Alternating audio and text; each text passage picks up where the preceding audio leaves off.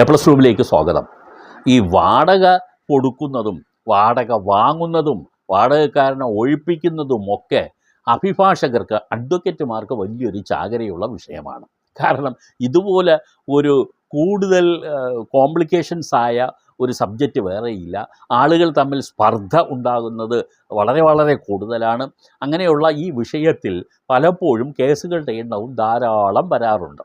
അപ്പോൾ ഈ വാടകക്കാരനും ഈ വാടകയ്ക്ക് നൽകിയിട്ടുള്ള കെട്ടിടത്തിൻ്റെ ഉടമസ്ഥനും, അത് വീടായാലും ഷോപ്പായാലും, തമ്മിലുള്ള ഗുസ്തി നമ്മുടെ ചരിത്രം ഉണ്ടായ കാലം മുതലേ ഉള്ളതാണ്. അപ്പോൾ ഈ ഗുസ്തിയിൽ ആര് ജയിക്കും ആര് തോൽക്കും എന്നുള്ളത് താഴെ കോടതി മാത്രമല്ല, ഇത് ചിലപ്പോൾ സുപ്രീം കോടതി വരെ പോകാറുള്ള വിഷയങ്ങളായി മാറാറുണ്ട്. അതുകൊണ്ട് തന്നെ ഇതിൻ്റെ ഒരു കേസ് കിട്ടിയാൽ ഇതുമായി ബന്ധപ്പെട്ട പല കേസുകളും അപ്പീലായി അങ്ങനെ അങ്ങ് കിടക്കും എന്നുള്ളതാണ് ഞാൻ സൂചിപ്പിച്ചത്. കഴിയുമെങ്കിൽ മാന്യതയോടുകൂടി മാത്രം ഈ വാടകക്കാരനും ഈ കെട്ടിട ഉടമയും അങ്ങോട്ട് മുന്നോട്ട് പോവുക. പരസ്പരം നിങ്ങൾ രണ്ടുപേരും കേസിലേക്ക് പോയി കഴിഞ്ഞാൽ നിങ്ങളുടെ ജന്മം പാഴാവൂ എന്ന് ഞാൻ പറയുമ്പോൾ അവസാനം മാത്രമേ നിങ്ങൾ കോടതിയെ സമീപിക്കാവൂ. കഴിയുന്നിടത്തോളം രമ്യമാകുക.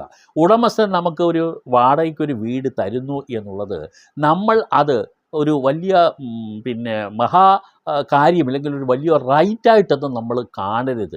ആ മനുഷ്യൻ വിയർപ്പൊഴുക്കി അധ്വാനിച്ചുണ്ടാക്കിയ പണം കൊണ്ടാണ് അയാൾ ഒരു വീട് വെക്കുന്നത്.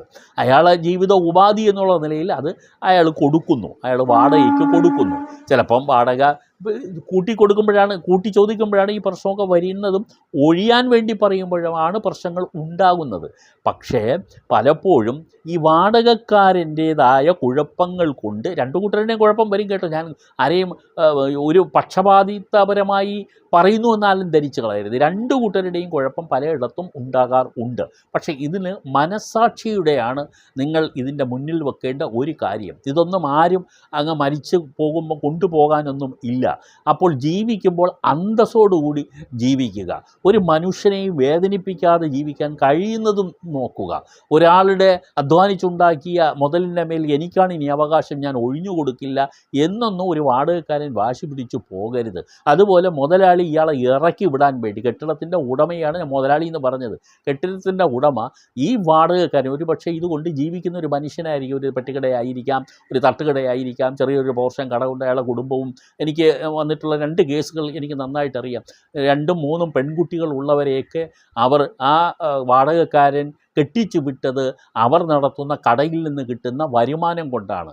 പക്ഷേ സമ്പന്നനായ ഒരു ഗൾഫുകാരന് ഈ വാടകക്കാരൻ്റെ ഈ തട്ടുകട അവിടെ ഇരിക്കുന്നത് കൊണ്ട് അയാളെ വലിയ കെട്ടിടത്തിന് മഹിമ കുറഞ്ഞു പോകുന്നു എന്ന് കരുതി അയാളെ ഒഴിപ്പിക്കാൻ വേണ്ടി കഴിഞ്ഞ 10 കൊല്ലമായി അയാൾ കേസും പരാതികളുമായിട്ട് നടക്കുന്ന ഒരു സംഭവം എനിക്കറിയാം. അത് ഞാൻ കൈകാര്യം ചെയ്യുന്ന കേസുകളിലൊന്നാണ്. പക്ഷേ നിങ്ങൾ മനസ്സിലാക്കാനുള്ള ഒരു കാര്യം, ഇങ്ങനെയൊക്കെ നടക്കുമ്പോൾ മനസ്സാക്ഷിയെയാണ് നമ്മൾ എപ്പോഴും മാനദണ്ഡം ആക്കാനുള്ളത്. ഇവിടെ ഒരു സബ്സ്ക്രൈബറുടെ ചോദ്യം, അതിലേക്ക് ഞാൻ വരാം. ഈ വാടകയ്ക്ക് ഞാൻ ഒരു ഷോപ്പ് എടുത്തിട്ടുണ്ട്. അതിൽ ഒരു ഭാഗം, ഞാൻ എടുത്ത വാടകയുടെ ഷോപ്പിൻ്റെ ഒരു ഭാഗം വേറൊരാളിന് ഞാൻ വാടകയ്ക്ക് കൊടുക്കാൻ ഉദ്ദേശിക്കുന്നു. അത് നിയമപരമായി ചെയ്യാമോ എന്ന് മാന്യമായ ഒരു ചോദ്യമാണ്. സ്വാഭാവികമായും ഇങ്ങനെ ചെയ്യാൻ പാടില്ല. വാടക കരാറിൽ സാധാരണ എഴുതുന്ന പ്രധാനപ്പെട്ട വാചകങ്ങൾ ഒന്നാണ് ഇത് കീഴ്വാടകയ്ക്ക് നിങ്ങൾക്ക് കൊടുക്കാൻ പാടില്ല എന്ന് പറഞ്ഞാൽ സബ്ലെറ്റ് ചെയ്യാൻ പാടില്ല, മറ്റൊരാളിന് മറിച്ച് കൊടുക്കാൻ പാടില്ല എന്നുള്ളത്. ഇനി അഥവാ അങ്ങനെ ചെയ്യണം എന്നുണ്ടെങ്കിൽ വാടക തന്ന ഓണർ, ബിൽഡിംഗ് ഓണർ, ഉടമസ്ഥൻ ആരാണോ അദ്ദേഹത്തിൻ്റെ അനുവാദം വാങ്ങുക. അദ്ദേഹം കൂടെ സമ്മതിക്കുകയാണെങ്കിൽ നിങ്ങൾക്ക് കൊടുക്കാം. അതൊക്കെ നിങ്ങളുടെ ഉഭയകക്ഷി പരമായ ചർച്ചകളുടെയും തീരുമാനങ്ങളുടെയും അടിസ്ഥാനത്തിൽ ആയിരിക്കണം. അല്ലാതെ ഈ കരാറ് ലംഘിച്ചുകൊണ്ട് സ്വന്തം ഇഷ്ടപ്രകാരം വേറൊരാളിന് കടയുടെ പകുതി ഭാഗമൊന്നും വാടകയ്ക്ക് കൊടുക്കാൻ വാടകക്കാരന് യാതൊരു നിയമപരമായ അർഹതയും ഇല്ല. നിയമം ഈ വാടകക്കാരന് എതിരാണ് ഇങ്ങനെയുള്ള കാര്യം ചെയ്താൽ. അതുകൊണ്ട് അദ്ദേഹം ചുമ്മാ കോടതിയിൽ ഉള്ള കടം പോലും നഷ്ടപ്പെടുത്തുന്ന നിലയിലേക്ക് പോകരുത്. വേണമെങ്കിൽ ആ ഭാഗത്ത് ഉടമയുമായിട്ടൊരു അഡ്ജസ്റ്റ്മെൻറ്റിൽ പോവുക. പകുതി ഭാഗം ഞാൻ തിരിച്ചു തരാം, അല്ലെങ്കിൽ ആ പോർഷൻ വേറൊരാൾ നിങ്ങൾ വാടകയ്ക്ക് കൊടുക്കൂ. വാടകക്കാരൻ്റെ ഉദ്ദേശം എന്താണ്? പകുതി കൊടുത്ത് ആ പൈസ കൂടെ അങ്ങോട്ട് വാങ്ങാം എന്നുള്ളതാണ്. കച്ചവടം നന്നായിട്ട് നടക്കുന്നില്ല, അതുകൊണ്ട് ഇതിൻ്റെയെങ്കിലും ഗുണം. അങ്ങനെയൊന്നും ചെയ്യരുത് കേട്ടോ, അതൊന്നും തെറ്റാണ്. ഈ സബ്സ്ക്രൈബറോട് ഞാൻ പറയുന്നു, നിങ്ങളുടെ ഈ ചോദ്യം തന്നെ തെറ്റാണ്. നിങ്ങൾ ഒരിക്കലും അതിനെക്കുറിച്ച് ചിന്തിക്കുക പോലും ചെയ്യരുത്. അങ്ങനെ വേണമെങ്കിൽ നിങ്ങൾ ആ ഓണറുമായി, ബിൽഡിംഗ് ഓണറുമായിട്ട് സംസാരിക്കുക. നിങ്ങൾ ആ ഓണറുടെ സ്ഥാനത്തായിരുന്നാൽ നിങ്ങൾ എന്ത് ചെയ്യും എന്ന് ആദ്യം ആലോചിക്കുക. ഏത് കാര്യം ചെയ്യുമ്പോഴും അങ്ങനെ ആലോചിക്കുക. ഒരു വാക്ക് പറയുമ്പോൾ പോലും അത് നിങ്ങളുടെ സ്ഥാനത്ത് നിങ്ങൾക്ക് അങ്ങനെ ഒരു വാക്ക് കേൾക്കേണ്ടി വന്നാൽ നിങ്ങൾ എങ്ങനെയാണ് അതിനോട് പ്രതികരിക്കുക? നിങ്ങളുടെ മനസ്സ് അതുപോലെ ആയിരിക്കണം മറ്റൊരാളുടെ കാര്യത്തിലും. അപ്പോൾ ക്ലിയർ ആയല്ലോ? നന്ദി.